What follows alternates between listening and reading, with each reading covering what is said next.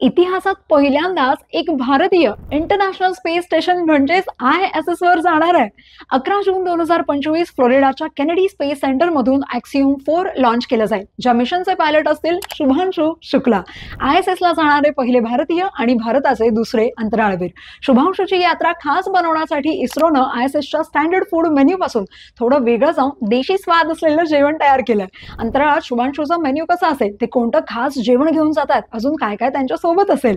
14 दिवस अंतराळात राहण्यासाठीच्या या मिशनमध्ये शुभांशु यांच्या मेन्यूमध्ये आमरस, मूगडाळ, गाजर हलवा आणि तांदळाच्या डिशेसचा समावेश आहे. आता तुम्ही म्हणाल की हे अन्न वर अंतराळात टिकवणार कसं, तर आंतरराष्ट्रीय मिशनसाठी नासाची स्पेस फूड सिस्टम लॅबोरेटरी गोठवलेलं आणि कोरडं अन्न तयार करते. तसंच ॲस्ट्रोनॉटच्या आवडीच्या कुकीज आणि कॅन्डी सुद्धा नेल्या जातात.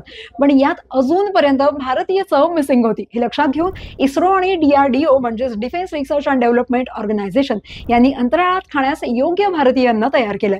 हे अन्न खास डब्यांमध्ये पॅक केलं गेलंय आणि अंतराळात खाण्यापूर्वी त्यात पाणी घालून खाण्यासाठी तयार केलं गेलंय. शुभांशु सोबत एक हंसाचं टॉय जॉय ही जाणार आहे, जे झिरो ग्रॅव्हिटी दाखवेल. तो हंस सरस्वती देवीचं वाहन आणि पृथ्वीशी असलेली नाळ असल्याचं शुभांशु यांनी म्हटलंय.